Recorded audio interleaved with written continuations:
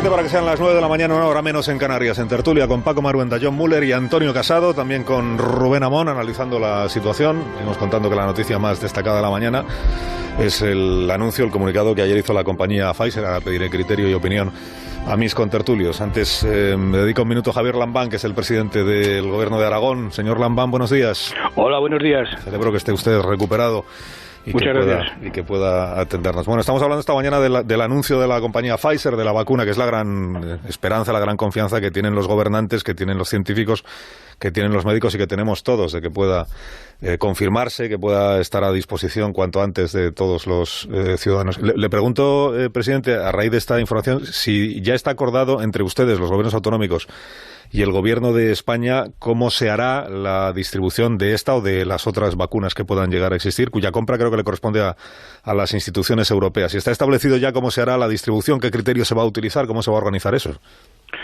No de manera concreta, pero a lo largo de las distintas conferencias de presidentes celebradas, sí que entendimos todos que no debía haber una competición entre las distintas comunidades para ir a buscar la vacuna, sino que debería hacerse de una manera centralizada, que lo debería hacer el gobierno y hacerlo después todos, me refiero a la vacunación, de manera absolutamente coordinada y homogénea, que es, por cierto, como creo que hay que hacer frente a la pandemia en todos sus aspectos. Porque el criterio para distribuir las dosis, inicialmente no va a haber dosis para todos, obviamente. El criterio será el criterio de población de cada comunidad autónoma, de incidencia acumulada en cada comunidad autónoma, colectivos más vulnerables. ¿Se ha hablado de eso? No de manera concreta, pero parece lógico que se empiece por los colectivos más vulnerables, que se atenga el Gobierno de España y nos atengamos las comunidades autónomas a criterios estrictamente sanitarios, y que los colectivos vulnerables, las personas mayores, las personas con enfermedades particularmente sensibles al virus, sean las primeras que reciban el tratamiento. Imagino que el presidente de Aragón pues es el primero en mirar todos los días los datos de la incidencia acumulada de coronavirus en su comunidad autónoma, de las camas de UCI ocupadas por pacientes de COVID.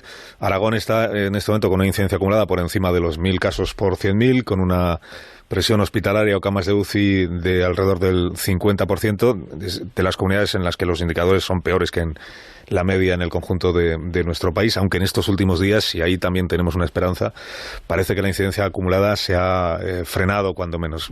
Le pregunto al presidente de Aragón qué más hay que hacer para conseguir revertir esa tendencia, empezar a reducir esos números. Mire, en Aragón el virus se puede decir que no nos ha dado tregua. Nada más abandonar el estado de alarma, ya tuvimos que decretar el retroceso a la fase 2 de 3 o 4 comarcas aragonesas, las de la recogida de la fruta.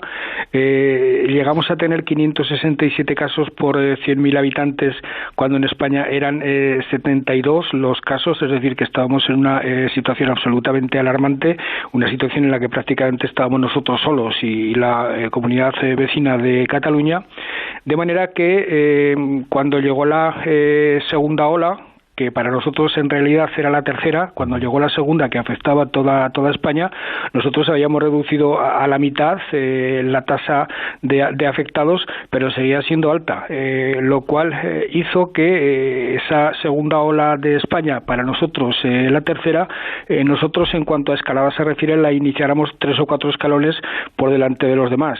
Se produjo otra circunstancia desfavorable. Las fiestas que decidimos que no se celebraran, sin embargo muchos ciudadanos decidieron celebrarlas a su manera. En el caso del Pilar de Zaragoza, a pesar de las restricciones que planteamos con el ayuntamiento, no solo hubo fiestas paralelas en la ciudad, sino que además los habitantes de Zaragoza se desparramaron por todo el territorio, y eso fue un tercer factor que influyó para que los casos se dispararan. En este momento, por hacerle un resumen rápido de la situación, después de haber tomado medidas muy duras los pasados 26 de octubre y 3 de noviembre, empezamos a ver un poco de luz al final del túnel. Los datos están empezando a mejorar con cierta claridad, tanto la positividad como el número de reproducción de casos por cada contagiado, como el número de contagios. Es decir, empezamos a pensar que las medidas han surtido efecto, pero después de la experiencia acumulada lo que no vamos a hacer es en modo alguno bajar la guardia. Hoy por hoy todas las restricciones, todas las medidas las mantenemos absolutamente vivas, sin descartar que en el futuro, y a eso hemos acostumbrado a la población para que no se llene más engaño, sin descartar que en el futuro, si la curva se tuerce otra vez, sigamos tomando medidas restrictivas. Y en cuanto a lo que usted me preguntaba de UCIs y hospitales, lo cierto es que en marzo-abril tuvimos más personas ocupando las UCIs como consecuencia de la COVID. En este momento creo sinceramente que no corre riesgo ni la capacidad de hospitalización ni la capacidad de UCIs. Debe haber en torno a 120, 125 personas como mucho en UCIs, y creemos que tenemos camas y respiradores para llegar, en el peor de los casos, a más de 300. Tendríamos en todo caso un problema, el de personal, el de intensivistas, el de personal especializado, médicos, enfermeras, pero eso el Departamento de Sanidad también lo va solucionando poco a poco, incorporando personal, habilitando enfermeras para UCIs que están haciendo un trabajo absolutamente espléndido.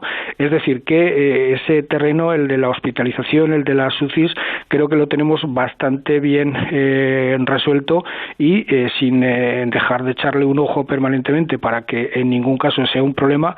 Creo que hoy por hoy no va a ser tal, por lo menos en el corto y medio plazo, y espero que en el corto y medio plazo llegue por fin la vacuna que tanta esperanza nos ha insuflado, y esta verdadera pesadilla la podamos dejar atrás. No se plantea, por tanto, en este momento endurecer las medidas restrictivas, las que ya están en vigor hoy en la comunidad de Aragón, como han hecho, sin llegar a la reclusión total o al confinamiento total, pero sí hay otras comunidades que están, por ejemplo, adelantando la hora de entrada de inicio del toque de queda o la hora del cierre de las actividades no esenciales a las 6 de la tarde. ¿Alguna de esas medidas está en la cabeza del presidente de Aragón ahora mismo, no?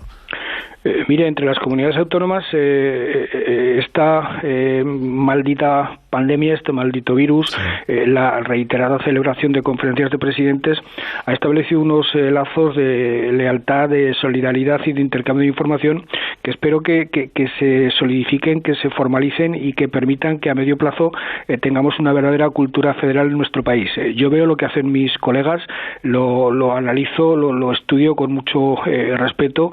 España no es un país territorialmente homogéneo, por tanto es razonable que se modulen las medidas, pero vaya, en nuestro caso concreto entendemos que las que en este momento están en vigor están surtiendo efecto, están dando resultado, y mientras la curva vaya descendiendo, mientras la positividad vaya a descender, mientras los indicadores vayan evolucionando como en los últimos 6 o 7 días, mantendremos las medidas tal cual. Déjame que le pregunte, presidente, para no entretenerle mucho, por un par de cuestiones de política nacional, que me gustaría conocer también su opinión o su criterio. Estamos en la semana de la negociación del inicio de la negociación de los presupuestos generales del Estado. Por cierto, en Aragón se aprueban ya los presupuestos para el próximo año. Negociación de presupuestos generales del Estado del ámbito nacional, claro, del Estado. Digo, ¿usted prefiere que el acuerdo salga adelante con Ciudadanos en lugar de con Esquerra Republicana? Si usted pudiera elegir el socio del gobierno para sacar adelante unos presupuestos, ¿preferiría al partido de Inés Arrimadas antes que el del señor Junqueras? Bueno, sin ninguna duda. Yo creo que la ley de presupuestos es una ley importante, una ley que tiene que contribuir a consolidar un proyecto de país en un momento muy difícil, y desde luego recurrir a quienes no creen en ese proyecto de país siempre entraña dificultades añadidas. A mí Esquerra Republicana me parece un aliado muy inquietante, por decirlo con un adjetivo suave, y Ciudadanos me parece un socio, me parece un aliado muy tranquilizador. A vueltas con Esquerra Republicana, y por cierto, el ministro de Justicia, yo creo que la última vez que estuvo aquí o la anterior, me contó que la reforma del Código Penal para modificar el delito de sedición, él entiende que responde a una demanda social.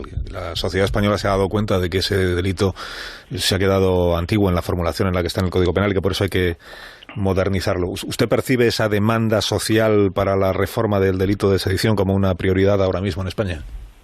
Bueno, pues sinceramente no quiero llevarle la contraria al ministro, pero a mí por la calle nadie me ha parado todo apesadumbrado porque hace falta modificar el delito de sedición. De verdad que no creo que eso en este momento sea en modo alguno una inquietud, un clamor entre la sociedad española. Esquerra Republicana está presentando como un éxito, como algo una baza que le ha arrancado al gobierno de España, el hecho de que el español deje de ser lengua vehicular en la educación en los distintos territorios. Esquerra habla naturalmente de Cataluña y dice esto va a permitir que cada comunidad autónoma decida cuál es la lengua vehicular de la enseñanza en su territorio. ¿Qué opinión le merece esta situación, esta noticia al presidente de Aragón? Al parecer, eliminar al castellano como lengua vehicular en toda España, que es lo que posiblemente va a reflejar la nueva ley, no es inconstitucional, al menos eso dicen algunos expertos en la Constitución. Pero, evidentemente, lo que está claro es que los poderes públicos tenemos que asegurar que se cumpla el artículo 3 de la Constitución, es decir, que en toda España todos los españolitos y todas las españolitas tengan el derecho a aprender el español y tengan el deber de hablar el español. Eso es el artículo 3. Creo que quedaría mucho más claro si se reconociera en la ley que es una lengua vehicular, pero si no reconociéndose en la ley, sin embargo, a efectos prácticos se cumple el artículo 3 de la Constitución, estaremos expectantes para que así ocurra. Si me permite, porque este es un asunto que a mí me preocupa mucho, yo creo que una ley de educación es, por así decirlo, una de las piedras angulares de un proyecto de país, de un proyecto de nación. Creo que la lengua es el alma de ese proyecto de nación. Es una ley absolutamente fundamental, más importante que la de los presupuestos. Mezclar negociaciones de unas leyes y otras en este caso no me parece lo más conveniente, lo más aceptable. Y desde luego yo pediría al gobierno de España un esfuerzo todo lo colosal que sea necesario para que esta ley de educación, que insisto es una piedra angular, es casi la columna vertebral de un proyecto nacional, salga por consenso. Si sale sin consenso, será una ley más que el próximo gobierno, porque la alternancia es algo que tarde o temprano ocurrirá, es uno de los elementos consustanciales de la democracia. Si no se consigue ahora un gran acuerdo, esta ley será derribada por el siguiente gobierno. La ley Wert creo que era bastante disparatada en muchos de los aspectos. Está bien corregir esa ley, pero desde luego la superación tendría que ser por la vía de un gran acuerdo nacional. Si no, me temo que la ley tendrá la duración que tenga la actual mayoría gubernamental. Y si me permite otra idea, que aprovecho hablar en su emisora para lanzarla, creo que la Real Academia Española, que es el verdadero guardián de ese tesoro que es la lengua española, debería ser más cuidada por todos los poderes públicos, debería ser tenida más en cuenta. Ahí trabajan hombres y mujeres sabios que se dedican a cuidar con esmero ese verdadero tesoro que es la lengua española y desde luego yo, lo que a mí respecta, como gobierno de Aragón, me voy a afanar muy mucho en ayudarlos, en cuidarlos y a que puedan desarrollar su altísima misión constitucional de la manera más eficaz posible. Pero ¿en qué percibe usted que la Real Academia está, digamos, poco atendida o que se atiende poco a lo que ahí se hace y se trabaja? Yo los he visitado hace algún tiempo, siento verdadera devoción por algunos de sus miembros, por la práctica totalidad de los mismos, pero por algunos en particular que además son amigos míos, en algún caso aragoneses y tal, y desde luego creo que no son bien atendidos desde el punto de vista presupuestario y creo que todos los poderes públicos deberíamos esmerarnos en situarlos como una de las referencias institucionales y culturales más importantes de España como proyecto de país, como proyecto nacional. Creo que deberíamos mirar en ese sentido, como en otros muchos, a los alemanes, a los franceses, a los ingleses, a los italianos, ver qué hacen con sus respectivas academias de la lengua. No hay que olvidar que además la Real Academia Española es a la que miran muchas academias de todos los países latinoamericanos y la miran con veneración, la miran con respeto y eso carga sobre nosotros una responsabilidad inmensa y tenemos que estar a la altura de esa responsabilidad. Sé que sobre esto de las leyes de educación que cambian cada vez que cambia la mayoría parlamentaria y el asunto del español o el castellano como lengua vehicular, lo que están diciendo los partidos del gobierno, el PSOE y Podemos, es que lo único que introducen ahora o lo único que modifican en lo que hace a la lengua vehicular es que eliminan esta mención al español como lengua vehicular que se introdujo en la ley Wert y dicen, esto lo introdujo el gobierno del Partido Popular cuando tenía mayoría absoluta y no fue fruto de ningún consenso. Esta es la razón de que ahora lo eliminemos. Lo que entiendo que usted preferiría que no se eliminara. Yo en este caso concreto preferiría que no se eliminara, a pesar de que creo que habiéndose eliminado de la redacción, no por eso ha de existir la voluntad por parte de los poderes públicos y la posibilidad real de aplicar el artículo 3 de la Constitución. Es decir, sin estar esa obligación de que sea lengua vehicular reflejado en la ley, el español era lengua vehicular de hecho. Es decir, si al final se encuentra una solución alternativa a esa redacción, yo no tengo ningún problema. Ahora bien, preferiría que figurara como lengua vehicular y desde luego, insisto, preferiría que la ley fuera objeto de un gran pacto. Creo que uno de los fracasos de nuestra democracia es no haber llegado nunca a un gran acuerdo sobre la ley de educación. Insisto, una piedra angular de cualquier proyecto nacional.